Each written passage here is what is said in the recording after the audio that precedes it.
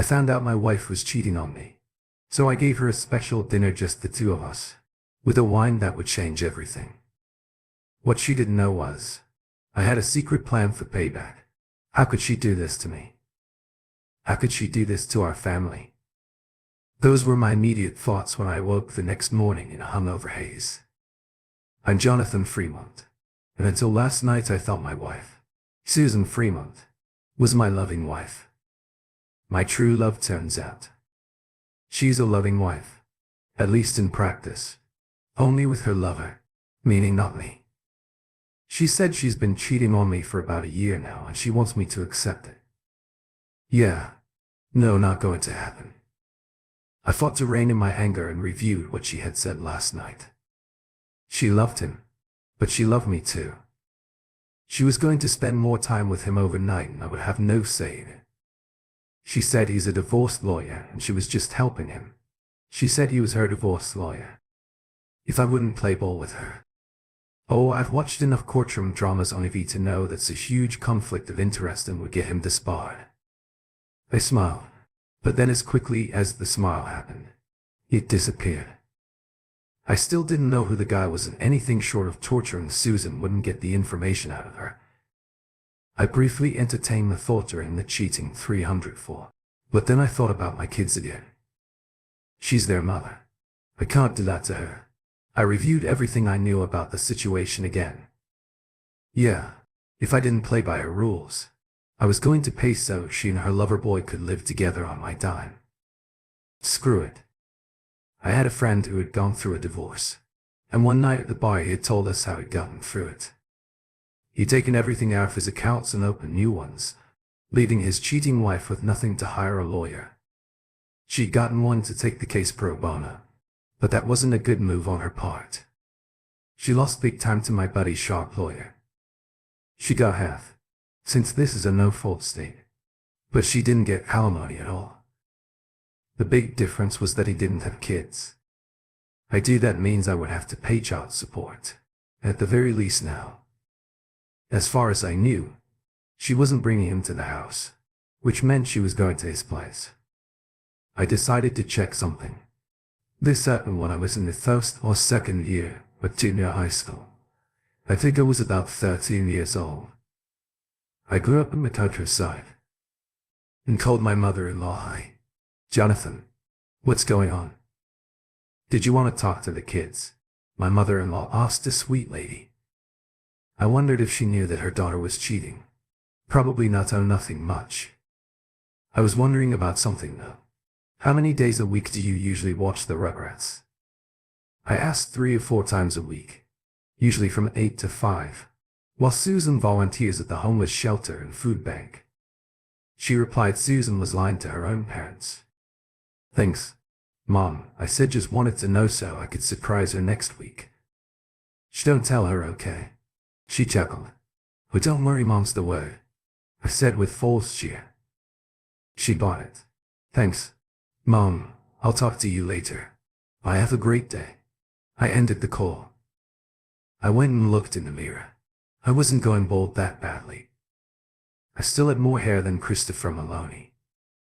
It had started to recede, but it wasn't too bad yet. I shaved and combed my hair, and sure enough I did have more than Detective Stabler on SVU. Now the beard would have to go, as much as she said that to hurt me the night before. She was right about that. How could I have let myself go like this? All that overtime, working 60 hours a week to bring home the bacon for my great kids and my cheating wife. The kids. I loved the wife not so much anymore. Yeah, I wasn't quite as vulnerable as she would have me believe. First things first, I called and cancelled all our joint credit cards and ordered new ones in my name only. Then I called my branch manager and I had him take everything from our joint savings and checking and put it into a checking account in my name only. I also can automatic bill payments. It's called self-defense. Ladies and gentlemen, my wife had such contempt and disrespect for me that she would lie through her teeth about me being defenseless against her divorce argument. She had declared war her mistake, but then her lawyer buddy had advised her on what to say. Lawyers are like cops. They will try strong arm and scare tactics to keep average people from fighting back. The cops do it when they know you would have a valid complaint against them. The lawyers did it so they could get an out-of-court settlement.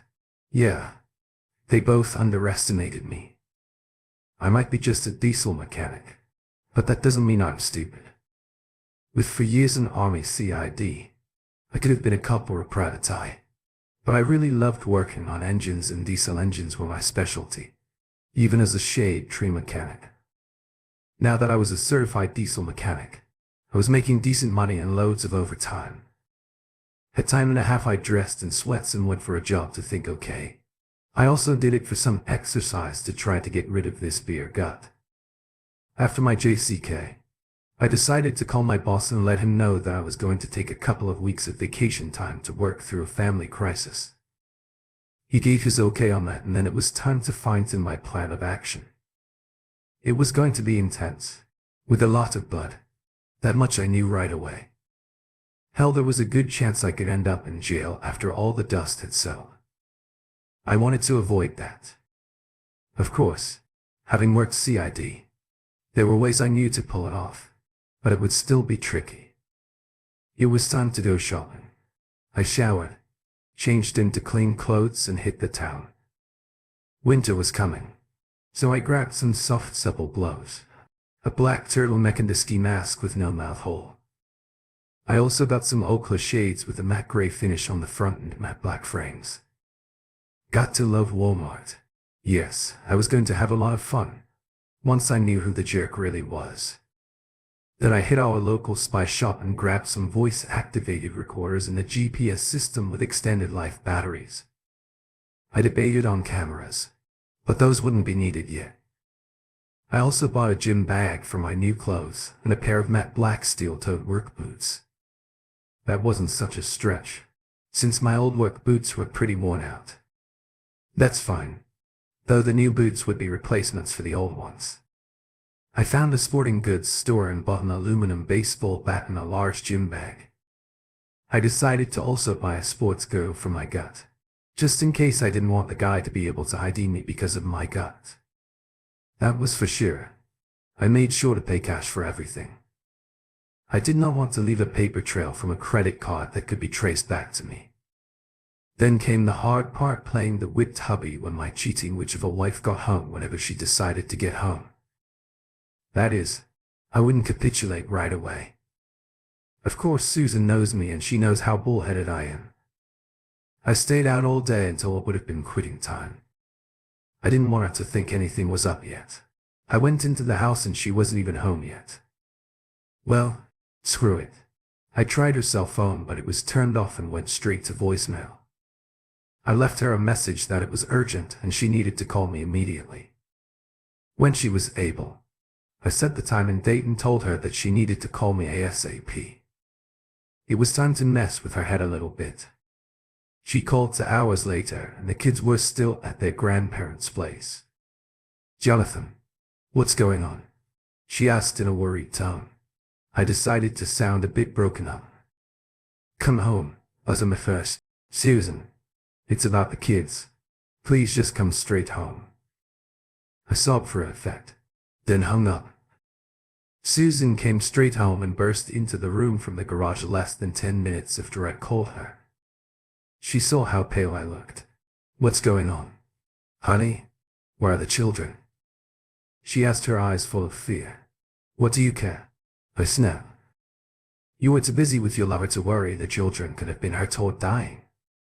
My voice dripped with venom and my eyes were full of hatred. Oh, the marriage was over. But I was going to mess with her head something fierce before it was all over to ours. "Susan, your phone was off for 2 hours after I got home from work and called you. What if the children had been hurt? What then? Is he that much more important to you than your own children?" Susan collapsed on the couch in the living room and held her face in her hands, sobbing pitifully. "What if, instead of the children, I had been killed? Would you care as much, Susan?" I asked in a lower tone of voice. "Would you care at all? Or just call your parents to tell them to keep the kids longer, so you could have even more time with your boy toy?" She looked up at me, her eyes red from crying but still defiant. "It's not like that, Jonathan. You know it's not like that. She sobbed. I can't believe you would do that to me. I can't believe you would use your own children as weapons against me. I slowly shook my head. I didn't do this to you, Susan. You did it to yourself when you took up with your little boyfriend. I miss my wife and the kids miss their mommy, I said, still keeping my voice low and even. They love their grandparents, but they love you more. This caused her to pale a bit. She knew deep down that I was right, but her stubborn pride would no more allow her to admit it than it would allow her to ever admit I was right about something. Well, but since they're fine, I'm going back after I shower. She sneered at me. Just remember you tried to divorce me. I will leave you ruined and broken. This happened when I was in the first or second year of junior high school. I think I was about 13 years old. I grew up in the countryside. I thought as she wandered back towards our bedroom to shower in the master bath. I acted quickly, grabbing the GPS and one of the voice-activated recorders and heading out to her car. I planted the recorder under her seat and the GPS under the passenger seat. I had the receivers for both on me, so I could know where she went and what she was saying, either on the phone or talking to herself. The signal range was a good 10 miles.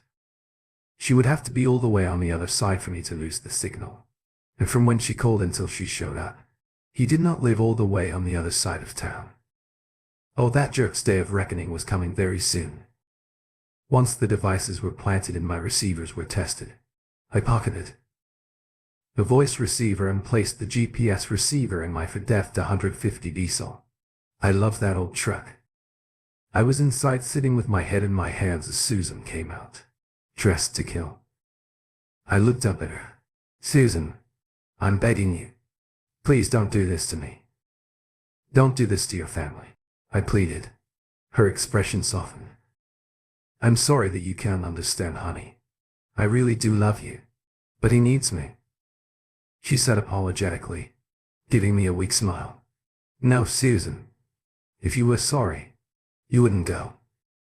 You would still be a faithful wife instead of sleeping with a man who is not your husband, I said firmly. You have to understand, honey. I have to do this. He needs me. She repeated, her voice pleading. Your family needs you, Susan, I emphasized. Or do you no longer care about me and our children? The 3 children who were made from our love for each other. Remember them. They're the best of both of us, Susan. We made them together. Honey, I love you and our children, but he needs me right now. I promise that tomorrow I'm all yours. She smiled as if that would make it all better. Now was the time to play the part.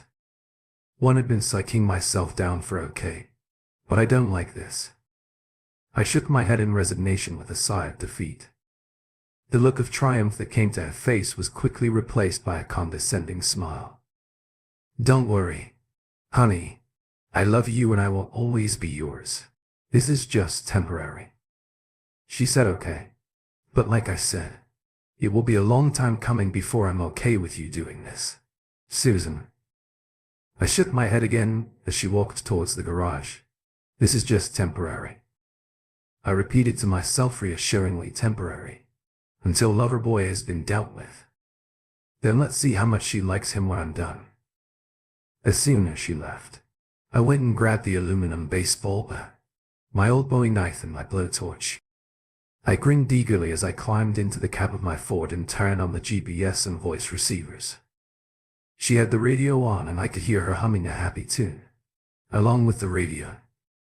I slipped the torch knife and bat into the gym bag, giving her a 5-minute head start. I saw by the GPS that she was only a few miles away, so I gunned my truck to life and headed over there. I pulled up to the house where she had just parked her car in his garage. She even had a garage door opener for his place. Jesus, she might as well be married to him instead of me. I felt my rage rising again, but took some deep breaths to keep it in check. I wanted to do nothing more than to bust in there and beat the crap out of him. And 2, if she got in the way, at least I got his license plate number and jotted it down quickly. I always carry a pen and a small notebook with me, an old habit from my time at Army CID. I also jotted down his address. No, this would take some proper planning. I made sure that my gear was squared away. I got in the back of the cab and changed into my redneck ninja gear. As I came to think of it, I put on the girdle so my gut wasn't showing. Pulled on the gloves to avoid leaving any fingerprints in the sweater over that. I put on the black jeans and pulled the ski mask over my face. Tonight would just be recon. Tomorrow would be a different matter. I then pulled around to the mouth of the alleyway behind the houses. I stopped a few houses down from other boys and slipped out quietly. I left the bat inside the cab and went silently through his alley gate. No problem so far. I kept my eyes open, scanning for any alarm systems. None so far. I went low and ran to the closest window. There was light from inside and it was damn near pitch black outside. That would give me an advantage too. I stopped just below the window and peered over the sill. What I saw made my blood boil. The guy was sitting there stroking himself, while my wife gave him a little strict tease. I was damn glad now that I hadn't brought the bat with me. I would have busted in the window and then busted his head open with my impression of Mark McGuire. I took several deep breaths to calm myself, listening intently for any clues as to who he was. That's it, baby. I love it when you dance for me. You like that, honey? Do you like it when I strip like a little 300 for you? I really had to maintain my self-control. Now I was tempted to go back to my truck and get my bat. Anyway, I love it. You were so hot, Susan. He exclaimed in a tone of voice that said he was having no guilt or hard times to get through. I knew she was lying through her teeth. So are you, Jim? She giggled. Jim, huh? Well, Jim, I think very soon you're going to wish you had never even heard of Susan Fremont. I had heard enough. I left before I did anything stupid. I didn't want Susan there. When I finally had it out with that, I wouldn't physically harm her. But her boy toy, on the other hand, was fair game. He had set out to seduce my wife, knowing she was married. He had willfully and knowingly cock-led at me. He had somehow subverted Susan's iron will. He was dangerous and I was going to make damn sure he never did it to anyone else's wife. Once I was back in the cab, I got out of the sweater, black jeans and ski mask with Oakley shades and a surprisingly comfortable sports girdle that made my beard gut disappear. I put on my normal blue jeans, t-shirt and boots. I started my truck and hauled out of there. Jim okay now? I had a first name and I could look up his last name. In the morning I walked into my house and decided to get my lockpicks from my nightstand. I had kept them since my time in sea and somehow I knew they would come in handy someday. I called my mom and asked if she would like the kids to stay overnight, and she said sure, she missed her grandkids. So I promised to bring them by in the morning for her to watch. I then called Susan's folks to let them know that I would pick up the kids later in the morning, and while they love their grandchild children, they were relieved that I would be picking them up and taking them to my mom's place. I packed a suitcase with some of my clothes and boxes and shoved it in my closet. It was getting close to the end game. Now she was going to realize just how much she had lost within the next 72 hours. I got to bed early and awoke early the next morning after another morning jog and an actually healthy breakfast. Today, I got on my old laptop and looked up Jim's address and license plate number. Mr. James Robert Stevens was his name. He was indeed a divorce attorney, and he had also really lost his wife in an accident several years back. So they weren't lying about that. He had, however, used it to seduce my wife. The scumbag was using his personal tragedy to steal another man's wife. My wife typical. The news of his loss actually made me feel even better for what I had planned for His Holiness. He was going to know true pain. Not the pain of loss that he had suffered before, but the pain that comes with the consequences of stealing another man's wife. I went to work as usual, still on my Southern Eichel and parked in the parking lot. Then I jogged to the bank and picked up my new ATM card and credit cards. Once those were in hand, I pulled $300 out of the ATM and rented a car from the Hearst rental place down the street from the bank. The car I rented was an nondescript sedan, and with my gym bag transferred from the truck to the car. I parked down the street from Loverboy's house. I then used my cell to call Susan. Surprisingly, she picked up after the first ring. "Jonathan, what's going on? Aren't you at work?" "Yeah. Just on a short break right now." I lied. "I was wondering how long you were going to let the kids stay at your grandparents' house until Monday." "Why?" she asked. "Well, then you won't mind if my mom watches them for a while. There are grandkids too and she misses them," I said in a reasonable tone. I was getting better and better at hiding my resentment. "Okay. I have no problem with that," she said nonchalantly. The fact that she was giving in that fast was different and worried me a little. "Sounds good. I'll have Mom pick them up shortly." I lied again. "Can I expect some of your loving at home tonight when I get off work?" I asked in a hopeful tone. There was a long silence before she spoke again, and I realized she had muted herself's microphone. "I guess so. It's only fair. After all, I told you that I was all yours tonight," she said in her even tone, indicating she really didn't want to. Well, soon she wouldn't have a choice. I thought her mood and tone lightened somewhat. "Does this mean that you're actually seeing things my way?" I had to swallow my bile before answering with another convincing lie. "Let's just say I'm leaning that way.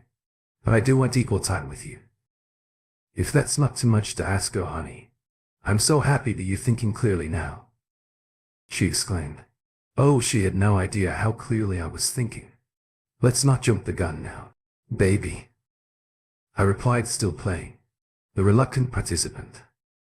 "We still need to talk tonight when you get home, but I'm going to want you for the whole weekend. I have something special planned for us." "That sounds good," she said, her tone quite a bit lighter now that she thought I was going to go along with her. "Well, if you can pull away from him early. I want you showered and ready for me when I get home from work. I'm going to take off a bit early tonight so I can get home to you. I've missed you, baby." I sounded convincing even to myself, and that made me want to hurl. However, the last couple of days of jogging, eating right and not drinking had helped my stamina quite a bit. I think she would definitely be pleased with me tonight. My beer gut was definitely less than it had been just a few days earlier. "Honey, I always shower and douche after I've been with him. I wouldn't disrespect you so much as to make you a sloppy seconds." She laughed, and I knew she was lying about that too. "Well, I'm going to go down on you tonight. Baby, I want you to taste good and fresh for me." I laughed too. "Don't worry, honey, I will," she said. "I'll see you tonight." She ended the call and I put my cell phone back in my pocket. I changed quickly in the back seat of the sedan, and once again I was the redneck ninja, only without my ski mask and shades on. Yeah, I slumped down in the car to wait. I was parked the opposite direction. Then she would go home, but I couldn't be too careful. Susan isn't stupid, at least as far as that goes. She was stupid to think that I would just roll over for her. However, I started the car and pulled into the driveway of the abandoned house, a few doors down and across the street from Jim, the asshole's place. I maneuvered the mirror so I could easily see his driveway and garage and slumped down in the seat to wait. I was prepared to wait for hours if necessary. Susan surprised me when she left after only a few hours. She texted me and said she was leaving now and would be home, clean and fresh and waiting for me. I smiled grimly, then backed out of the driveway and followed her at a safe distance. I wanted to make damn sure she wasn't lying to me. Sure enough, she pulled into our driveway 10 minutes later, and I just drove on by and back to his place. I parked in the alley behind the houses again and slipped in through his back gate. As I had done the previous night, only this time I had my bat on me, and it was going to get a workout. I made sure my ski mask and shades were on and decided that it was indeed time. I looked in his bedroom window and the lover boy was asleep. I smiled grimly, then tried the back door. It was unlocked, so I didn't even need to pick the lock. What an arrogant find by me now. Some of my favorite movies are the Dark Knight trilogy, starring Christian Bale, Michael Caine and a bunch of other great actors. One of the parts one liked the most was how he would change his voice as Batman. I was planning to do the same. I had my full redneck ninja thing going on now, and when I walked into his bedroom he was still out like a light. Apparently he had spent all night having sex with my wife. Well, that was going to end now. I dropped the gym bag, took the bat out, cleared my throat loudly, and he opened his eyes BLLY at first. Then he saw the bat in my hands and he freaked out. I brought the bat down on his knee first, shattering his kneecap. His mobility was now greatly compromised. He screamed and I brought the bat down again, shattering his other kneecap. His mobility was now nil. I smiled under my mask. I lowered my voice to a growl. How does it feel, lover boy? Jonathan is a friend of mine and he even told me not to do anything to you if I found out who you were. Unfortunately for you, I have my own sense of justice. I punctuated this with a swing to his balls and heard bones crack as his pelvis broke. Please don't kill me, he screamed through the pain. I'll do anything you want. I have money. I can pay you. He cried, tears of pain. I don't want your money, I growled back. I want you to never so much as think about Susan Fremont again. If you do, I will return and you will not be so lucky next time. This time was just taunting. If you report this to the police and Jonathan gets in trouble, I will return and I will kill. You've already ruined his marriage. I punctuated that with another swift swing to his balls. From what I'd seen the night before, he wasn't even as well hung as I was. He was in shape. Though shape I would be in sin, but by then he wouldn't be able to compete. I swung the bat once more, breaking his left arm just below the shoulder. I found his cell phone and bashed it with the bat, then bashed both of his landline telephones. I did not want him to call Susan or anyone else for that matter. I walked out back and slipped out the gate and into the sedan. I changed again, then drove to a quickie mart across town where I dumped the bat. I put gas in the G-Ask and in the trunk of the sedan, then drove out of town ways and torched the rest of the gym bag. Once that was done, I wiped my fingerprints from the torch and threw it on the fire. It was a shame to burn those ochre shades, since they were pretty expensive, but that was okay. They were well worth the money I'd spent. Then I went to a divorce attorney of my own and had her draw papers against Susan. I was suing for full custody of the kids and 75 of everything. I would pay her no alimony. Nor would I ask her for child support, as long as she played ball. I would not tell her folks the real reason we were getting a divorce. I told my attorney that I would admission of her affair recorded very soon. Then I drove back to the rental place and turned in the car. I thanked him, then jogged back to the diesel shop and went inside. I told my boss that I could work the rest of the shift but needed to leave early to meet Susan. I would still need a few days off coming up and he was okay with that. Once I was done with the work in the shop, I decided to buy a prepaid cell phone on the way home. I activated it, called 911 and in my growling voice, told them what had happened to Mr. James Robert Stevens, giving them his address. I then tossed the phone out the window and into the canal that ran alongside the road. No, I didn't want him to die. I just wanted him to feel the pain I had felt. But for the rest of his days he had sex with my wife. So I had messed up his life. It was a fair trade. I thought. I pulled the voice recorder out of my pocket and turned it on. The following conversation with my wife is not to be taken at face value on my part. I do not approve of her affair now, or ever, I said into the recorder. I then switched it off and replaced it in my pocket. I pulled into the garage and before going inside I removed the GPS and voice-activated recorders from Susan's car. I threw them in my truck and that was that. I went inside and reactivated my pocket recorder before coming up behind Susan and putting my arms around her waist.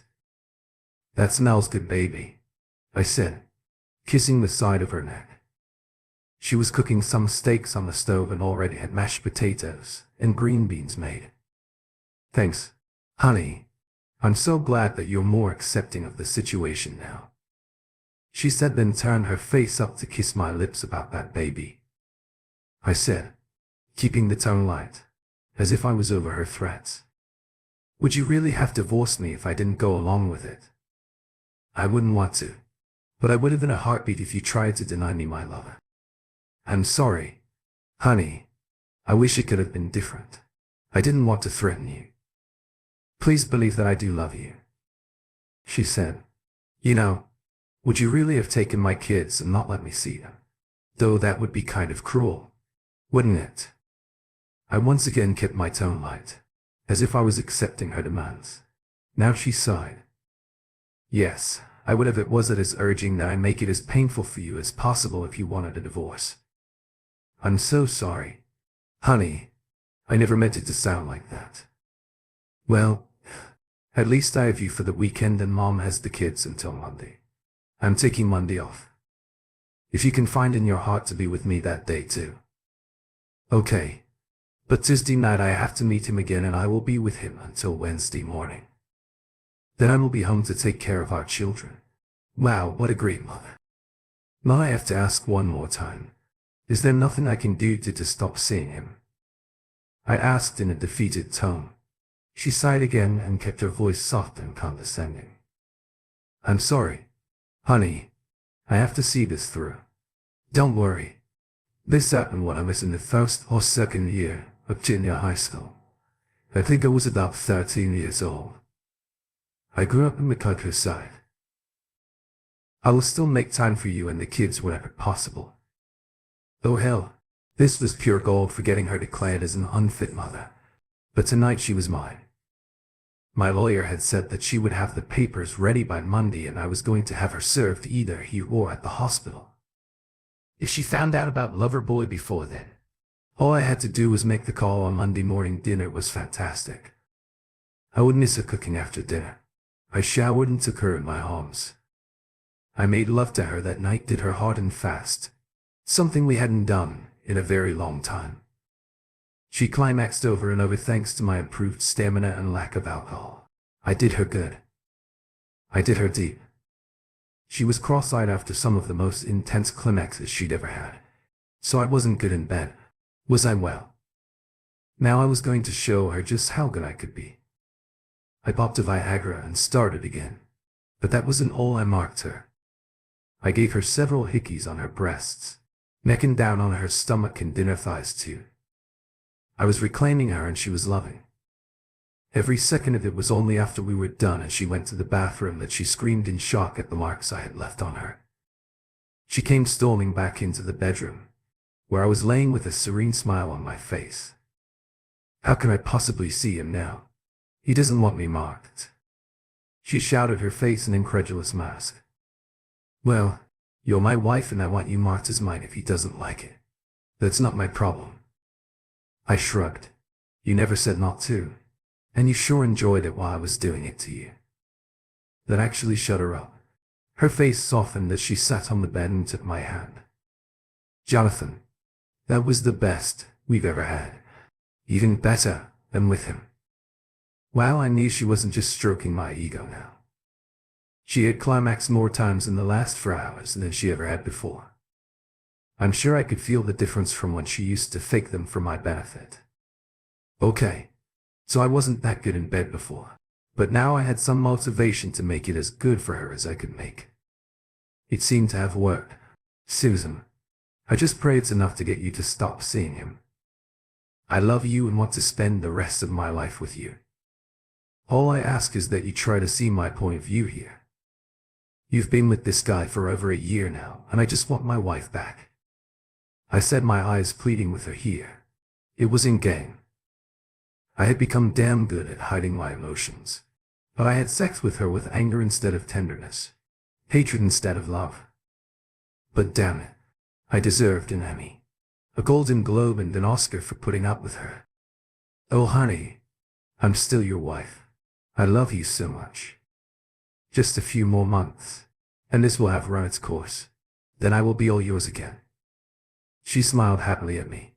It wasn't condescending, like it had been. She had been prepared before. just in case I decided to divorce her. Now she would get blindsided good the next day. She was like the Susan I had married again. She cooked, cleaned the house, and actually initiated sex with me. That night I told her that I had taken Saturday off and Monday too, so we could be together more. She was actually having fun with me. I admit I was having fun with her too, but now that I had seen her true colors, I wasn't going to be drawn in again by her facade that night. I renewed the marks I'd made on a Friday night, and she didn't even protest afterward. It wasn't until Monday that they hit the fan. I pleaded with her one last time not to go back to him. Instead, she grabbed her cell phone and took it into the living room. I told her that I was going to pick up the kids, and she said that was fine. I went and picked up my boy and 2 girls from Mom's house, and she thanked me for letting them stay with her. On the way home, we stopped at Burger King and I bought them lunch. They loved it. Sure, it's not McDonald's, but oh well. The food tastes a lot better than Mickey D's. We were just getting ready to leave when my cell phone rang with Susan's ringtone. "Hey, babe, miss me already?" I said with a chuckle into the phone. I took the kids to BK for some lunch and we're on the way home now. "Jonathan, what is the meaning of this?" she screamed. Oh, did I fail to mention that she had been served while I was picking my kids up? "Oh, you must have gotten the papers." I said, "Sorry. Baby, we can talk about it when we get home." "Okay, we have something to talk about." I ended the call before she could retort and turned my phone off. I pulled into the garage and took the kids inside. They were hanging all over for me, and Susan, in spite of the divorce papers, was actually happy to see them. They ran to their mommy and asked her where she had been. She made up the usual lie that she was volunteering a lot, then actually told the truth when she said that we had a special mommy and daddy only weekend. I told them that they should go play in their rooms as mommy and I needed to talk. Once they were out of sight, I took Susan into the basement. "Okay, now the kids won't hear us," I said. "Susan, I'm going to divorce you. I'm sorry, but I can't take this anymore. I have asked you time and time again not to continue this affair, and now I have your own admission of the affair on tape. I will be sending that tape to my attorney and she will submit it into evidence. As you can see from the divorce papers, I am suing for full custody and the fact that you have been neglecting. Your family will come out at the trial. You also admitted that your lover was more important to you than your children.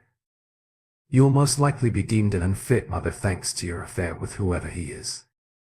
If he's acting as your attorney, I'm pretty sure that he will be disbarred. According to my own attorney, it's a severe breach of ethics for a lawyer to sleep with his or her clients, especially in the case of divorce." She was stunned. Her mouth hung open as she struggled to find the words. "But I thought you were okay with it." Now she exclaimed incredulously, "Susan, I realize now that I never knew you. I also realize now that you never knew me. I did everything I could over the years to make you happy. I bought you this house. I bought you your car. I bought you a lot of your jewelry. I spent more than we could really afford, but I made up for it with the overtime. Everything I did was to make your life and our kids' lives better. I'm sorry now that I couldn't do that and show you all the affection and love that I should have. I really did love you, Susan. Unfortunately, you're a fair kill. That love that I have for you, I never said I was okay with it. You know, I gave you one final chance this morning to give him up completely. I begged you to do it. If you had, I wouldn't have had you served this morning. Instead, you called in this morning before I went and picked the kids up. I know you were. I'm sorry for this, Susan." I shook my head. Truly, I was lying through my teeth. Of course, I didn't want her to know that I had been plotting this all along. In the divorce decree, I offered her generous visitation with the kids, either under my supervision or Mom's or Grandpa's supervision. The next part would be difficult, but I had to inform Mom and Grandpa of the impending divorce. I called Mom first and let her know that I would be moving out and had filed for divorce from Susan. I explained the entire situation and told her that I had recorded her admission of the affair and how she put her lover before her husband and children. Mom agreed to be my babysitter while I was at work. Each day, I gathered the children together with Susan and I explained to them that Mommy and I wouldn't be living together anymore, but would always be there for them. I told them that we would be moving in with Grandma and they were happy about that. Mom had a few rooms at her house since Dad died and we would be staying there with her. We got packed up fairly quickly and I told Susan that she would always be welcome at Mom's house with us as long as she didn't bring her boyfriend with her. She looked utterly defeated. It was 2 days later that she discovered that old Jimmy boy was in the hospital. I was back at work when she called. "Hey, Susan, what's up? I asked you, son of a..." She screamed into my ear. "You nearly killed him." "Whoa there, what are you talking about?" I snapped back. "Yeah, my performance was worth multiple awards." I had confusion. "Down pat, you know who," she screamed. "You nearly killed Jim. He's never going to be the same again." She was crying now. "Who's Jim?" I asked calmly. "Susan, you weren't making any sense." "You didn't try to kill him?" she asked incredulously. "Kill who?" I asked in an exasperated tone. "I don't know any Jim, except for Jim Barnes, and he's standing right next to me right now." Jim Barnes was one of my work and drinking buddies. I had filled him in on what was going on and he had just grinned diy when I told him about the lawyer lover boy and what I'd done to him. Jim was now trying mightily not to laugh as he overheard my side of the conversation. Jim was the guy I told you about before, whose wife cheated on him and their divorce had been ugly. "Oh my God," she exclaimed as she realized that I wasn't going to admit it and she couldn't prove that I did it. "Susan, some guy named Jim. Your boyfriend?" I asked CLY if he's almost dead. "It couldn't be Jim here. The only thing likely to kill Jim here is a heart attack." I grinned at Jim, who couldn't hold his laughter anymore, and ran into the office. "Well, he said he was attacked, but he didn't know who did it." Susan admitted between sobs he had his balls crushed. "Oh my God." I acted honestly. "If he was the man who stole you from me, then I can't say that." "I'm sorry to hear that, Susan. God's honest truth. I didn't have anything to do with what happened to him, but I would love to buy, whoever did it, a beer." "Did you ever think that he'd seduce someone else's wife too? You couldn't be with him all the time. You know the seeds of doubt had been sown." I smiled. "You don't think you would?" She started, but I interrupted. "Why not?" I asked. "You said yourself that he was depressed because his wife died. He used that to seduce you." "Susan." "No, it wasn't." She stopped and thought about it. She took a while to think of everything that had happened in their affair. "Oh my God, you're right." She shrieked the whole and suddenly the heavenly chorus declared through Susan's voice that I was right. She who never admitted that I was right had now done so. "Susan, mark this day on the calendar for me, the day you actually admitted that I was right about something." I laughed out loud. "Yeah, she didn't like that." In spite of the fact that she didn't like it, she didn't fight me on the divorce. Mom testified that she could provide babysitting services for my children while I was at work, and the judge took everything into account, including the pattern of behavior over the past year that Susan had been having the affair with Jim Stevens, while she had left the kids with responsible adults. She had done so in order to carry on her affair in secret. The judge didn't quite declare her unfit, but put me as primary custodian. He declared Susan as secondary, but only on the stipulation that she not bring her lovers around the children. I wasn't thrilled with that, but I was satisfied hell before she took up with Jim. The Susan was a great mother. Now she would have a chance to be a great mother again. Then the judge told me that I would only have to pay child support and only for the time they spent with. Susan was ordered to get a job in college. She had majored in accounting so she could get a job easily. The house was sold and we split it 50/50. The joint accounts which I had absconded with at the beginning were split 75/25 in my favor. Yes, when Susan tried to complain, The judge looked at her and said, "Mrs. Fremont, do I need to remind you that you very nearly lost all custody of your children due to your own selfishness? Now get a job." The same judge handled my alienation of affection lawsuit against James Robert Stevens. He actually took it seriously and, based on Susan's confession and testimony, surprisingly ruled on my behalf. I was awarded $500,000 in the settlement. Yeah, I liked that judge when the final gavel seal acted and we were officially divorced and I was $500,000 richer. Thanks to her efforts, I took Angie, my attorney, out for drinks at the Silver Spa. I had continued to exercise and Triton had cut out almost all alcohol. But on this night I wanted to at least have a beer or two. My pony cake bureau was back down to 6-pack. ABS, yeah. I'd gotten back in shape during the whole mess. I knew I would have to be there for my kids and I would be back on the market. I just hoped and prayed that I could find someone who wasn't as shallow and selfish as Susan. Angela Johnson is a gorgeous woman. Her dark chocolate skin looked delicious. It had been almost 7 months since I had last had sex with Susan, just before blindsiding her with the divorce papers. During that time, Angie and I had grown pretty close. We were more than just attorney-client. We had become friends. So as friends, we went to the bar for a couple of beers.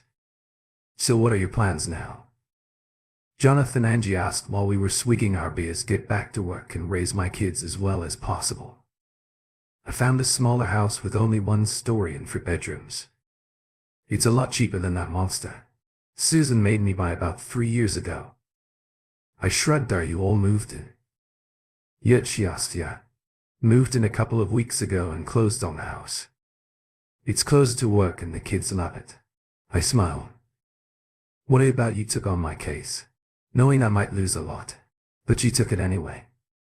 "Thanks for that." I clinked bottles with her. Well, I've been divorced for about 4 years now. Since my ex got caught cheating on me. She must have seen the look of surprise on my face.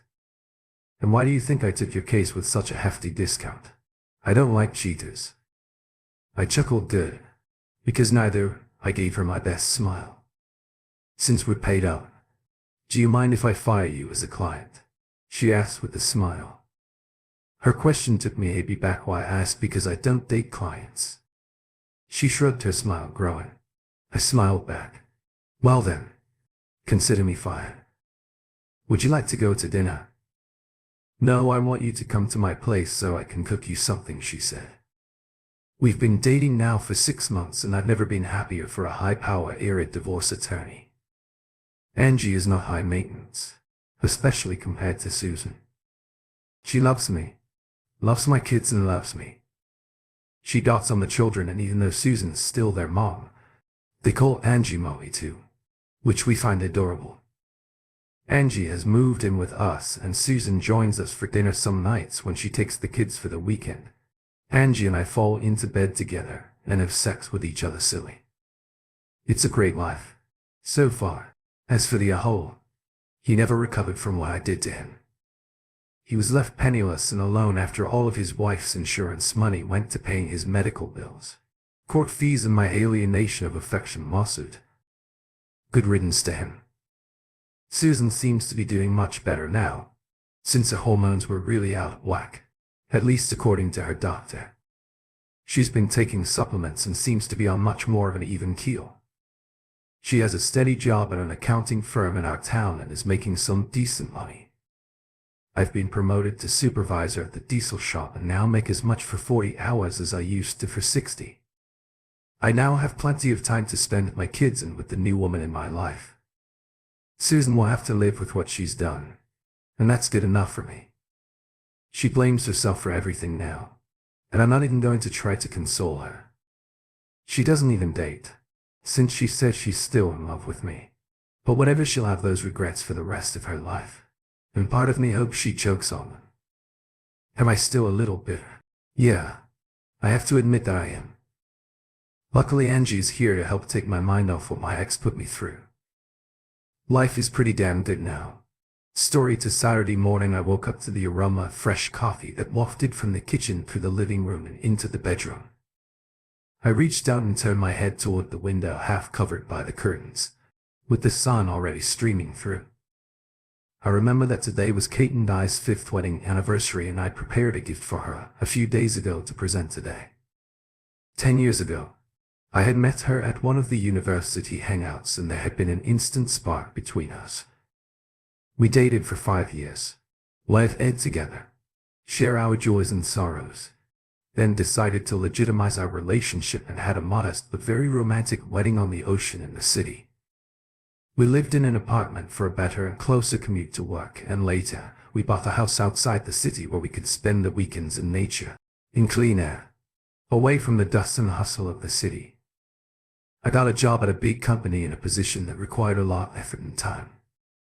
I often worked late during the work week, but the weekends were always ours. Kate found her calling in cooking. She was a talented cook and always dreamed of having her own business. She started with small orders at home. She invited friends and acquaintances to try out new recipes and improve her skills. Her dishes were always great, and after a while her client list grew considerably. She even started a social media page where she kept her cooking blog. Today I decided to give her a new multi-purpose food processor.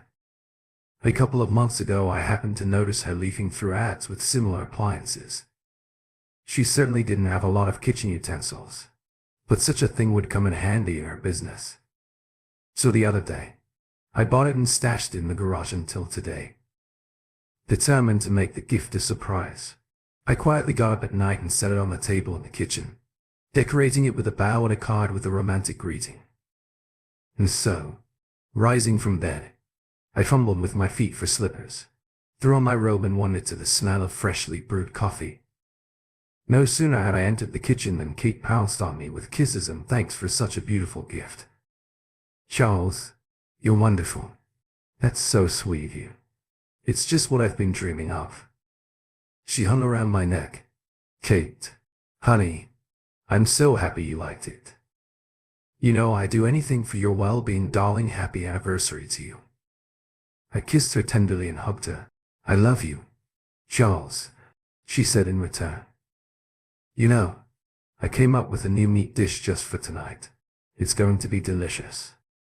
I think the guests are going to love it." I had hoped, to be honest, that we would celebrate in a restaurant, just the two of us without strangers. That's what we wanted to do before. Yes, but it's our anniversary, so I thought it would be appropriate to have a little party right here. It's so nice and quiet here. She went to the kitchen counter and started pouring cups of coffee. I always liked her assertiveness and initiative, but on this day I really didn't want to see a lot of people in my house. I hoped that we could spend time enjoying romance, as we did in the early years of our relationship, when we were into all sorts of role-playing games. Her change of heart embarrassed me a little, but I didn't want to spoil her mood and agreed with her choice. "And how many people did you invite?" I sat down on a stool leaning on the table. "Not many. Mostly our close friends and a couple of my regulars."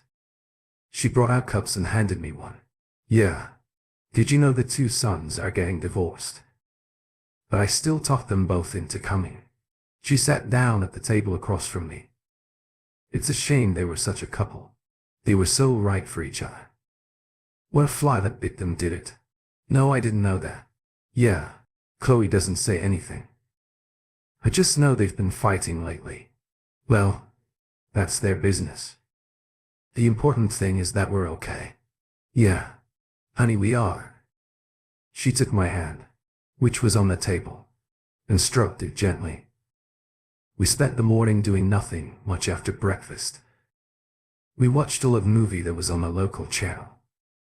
Then Kate decided to get busy making goodies for the party, while I got a job setting up a table and benches in the yard where the event would be held. I also got a couple of speakers and a tape recorder so I could play music to accompany the party. And I also made extra room for smokers, of whom there weren't many among our friends, so the smoke wouldn't disturb the other guests at the table. The few hours of cooking flew by quickly. I even managed to help out in the kitchen when Kate needed extra hands while the cooking was going on. She let me sample sauces and creams. I even had the honor of chopping onions for the sauce. She called me a great helper. Today I was happy to help her with her idea, and by the time the guests arrived, we had everything ready. "Oh, I think the first guests have arrived," Kate said, looking out the window with the curtain ajar. As she heard the hum of the car approaching from the street, she threw off her apron and went to greet them. Soon, others joined in. The party turned out to be fun, light and festive. There was not much alcohol, but it just allowed the guests to try more of the viands prepared by my wife. Everyone admired and praised her talent. "Kate, your new dish is really wonderful." Chloe came over and was the first one to check it out. "Thank you. It's a new dish. Don't ask for the recipe. I won't give it to you." Kate smiled. Meanwhile, I walked up to Kevin Thompson. I was surprised at the thought of his divorce from his wife. They had lived together for so many years, and now this. "Hey Kevin, how are you doing?" "I'm good. Can't complain. I hear you're getting a divorce. What happened?" He took a few sips of champagne as if thinking of the best answer. "We had a fight. We didn't see. Chloe wants a divorce." I didn't ask him much, noticing that he didn't want to talk about it. Something really awful must have happened if they made that decision. I invited him into the house to help me get a couple more bottles of wine for the table from the basement. When we got downstairs, he appraised our huge cellar, which held several dozen bottles of wine, and some of them were already quite old and expensive. My phone rang unexpectedly. I picked it up, but the signal wasn't coming through well, and I, after showing Kevin what to get, walked out of the basement to answer it. My supervisor called. He first of all congratulated me, but then informed me that there was an important meeting on Monday morning and there was no way I could miss it. While I was on the phone, the slow musical tempo could be heard outside. When I came out, I noticed several couples had decided to dance among them. I noticed Kate dancing with Kevin, who had already had time to handle his wine. I didn't dare disturb them and took a seat on a bench not far from them. But after a while of watching, I noticed that Kate was somehow giving herself too much to the dance. I saw him put his arm around her waist and she put her head on his shoulder. This picture made me feel uncomfortable. I even flashed the thought of walking over and correcting them. But Kate noticed my jealous look, pulled away from him a little and smiled at me, hinting that all was well. Charles led on. "Go and dance." Chloe came up to me. "It's such a beautiful evening and you're sitting there sad. Let's go." But I did not want to. When I refused her invitation, she left. I took out my phone to see what time it was and noticed that the charge was almost at 0. So I decided to go inside to put it on charge. Rummaging through the desk drawer in the hallway, I couldn't find the charger. After standing for a while, I remembered that the last time I used it was in the bedroom. Going into the room, I found it there on the nightstand next to the bed, as I plugged in. This happened when I was in the first or second year of junior high school. I think I was about 13 years old. I grew up in the countryside. I noticed that Kate's laptop was open on the second nightstand and her account was unclosed. Apparently she was so gross in her cooking that she had completely forgotten about it. Although I wasn't a fan of looking at other people's personal pages, a picture of her meat dish from today that she must have posted from her phone while she was cooking caught my attention. I sat down and started leafing through the feed. There was nothing of interest there for me personally, and I was about to close my laptop when I noticed the messenger open. One of the chats was with Kevin. A few awkward thoughts immediately flashed through my head. I clicked on the chat and the correspondence opened up. As I began to read, each line left me more and more amazed. It turned out that Kate was secretly having an affair with Kevin. The words in their correspondence confirmed it. The phrase is "sweetheart. Charles will find out. I feel so good with you," and a few others like that were strongly imprinted on my mind. It was like an electric shock went through me. I couldn't understand the reason for it, but the revealed truth filled me with anger with every word from the chat room. I couldn't stand it and slammed the laptop with force. I ran out of the bedroom like scolded. I went to the kitchen and poured myself a full glass of wine with each sip. I realized that my family idol was now ruined. I couldn't forgive Kate and Kevin for this. My first urge was to go to them and find out on the spot, but that seemed too easy for me. Now I understood why Kevin and Chloe were getting a divorce. Apparently she found out about his cheating. But then why is she keeping quiet about it? She's very friendly with Kate. Or maybe she doesn't know with whom. While these frantic thoughts were swirling around in my head, Kate walked into the kitchen. "Charles, I've been looking for you. Where have you been? The guests are waiting for us." "Why would they be bored without me?" I mumbled. Kate noticed the glass in my hands and the bottle next to it. She looked at me, critically, joking that drinking alone was bad for me. As she spoke, I mentally imagined shoving the bottle into her mouth and making her drink it all down. And then, "Charles," my wife distracted me from my thoughts. "Are you listening to me? Let's go." But I was so emotionally invested in my fantasy that when she called out to me, my fingers clenched tightly and I crushed the glass in my hand, hurting my palm. "Oh dear, Charles."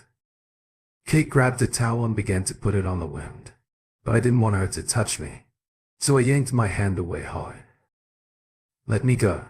I'll do it's okay," I grumbled. Kate only looked at me in surprise, not understanding why my mood had changed. She had no idea that, by pure coincidence, I already knew everything. I went to the bathroom to rinse the wound and look in the medicine cabinet for something to bandage my arm with, leaving her in the kitchen as I rinsed the wound and the blood dripped onto the wash basin. A plan for revenge was brewing in my head. I had always been very jealous and Kate was well aware of that and she tried to act like it. But now my anger was even greater than if she'd just come and told me she wanted to leave me for someone else. She was doing it behind my back and that hurt my honor and pride. I soon went out again to the guests. Kate was chatting with the girls discussing her recipes. I saw Kevin to the side. He was smoking and didn't see me approach him. "So what do you think you'll do after the divorce?" I asked him. "I haven't thought about it. But someday I'll find somebody. So many years have gone down the drain. At least I don't have kids." "I see you're not too worried about it like you wanted to." "Well, I'm not going to cry like her if that's what you mean." "No, you're not. I just thought we'd been friends for so many years. But we don't see each other very often. I want to invite you over for dinner tomorrow night. Kate's up to something new again, and we can play chess like we used to. What? It's not a bad idea." "What time should I come over?" "Don't bother. I'll be in town tomorrow morning, so I'll pick you up." "It's on my way." We agreed that I would pick him up right around the corner from his house. In the morning, I stopped by the apartment and logged into my office account from my computer. Then I stopped at a couple more places and then picked up Kevin at the agreed meeting place. Kate stayed at the Kant house the whole time and was conjuring something in the kitchen as usual. When we arrived, Kevin's appearance came as a surprise to her, but she welcomed the guest. We waited for Kate to finish cooking. I invited Kevin to join us for dinner. He gladly agreed, and while my wife set the table and Kevin took a seat at the table, I went down to the basement to get a bottle of wine to go with the meal. I chose one of the ones we had kept for several years. "Oh, Charles, is that the bottle you decided to get? What's the occasion? It's not even a holiday." Kate looked at the bottle with wonder. "Have you even opened it yet?" "I've wanted to try it for a long time. Today was just the right mood, for I couldn't help myself." "Well, let's get to the table." When everyone was seated, I began to pour the wine into glasses. A pleasant aroma wafted it over the table. Kevin, who liked to indulge in such drinks, proclaimed a toast. "Well, here's the friendship," he said, and we raised our glasses. My phone rang at that moment. "I'm sorry. I apologized when I got the phone. It's work. I have to take this." I put my glass down and walked out of the kitchen into the hallway. Kate and Kevin weren't waiting for me, since the toast had already been set and made to savor the taste of the liquor. I could hear them whispering and sipping their wine. I was gone from the kitchen for a few minutes. When I returned, I saw that Kevin and Kate were still sitting in their seats, their heads resting on the table and their hands still holding the stem of their glasses. Both of their eyes were open, but not moving. I walked over to Kevin first and put my fingers to his neck, probing for a pulse. There was no pulse. Then I did the same with Kate after making sure they were no longer breathing. I carried their bodies into the bedroom, and rested them and placed them on the bed, putting on gloves. I placed their glasses, bottle and dish beside them on the bedside tables. Everything looked like they were on a love date. In the kitchen, I carefully cleaned up everything, especially the third serving. When it was all done, I shut the door without locking it and left for town. From the apartment, I continued to scour my office account as if I'd been sitting at home working all day in my hand. I nervously crumpled the package of poison,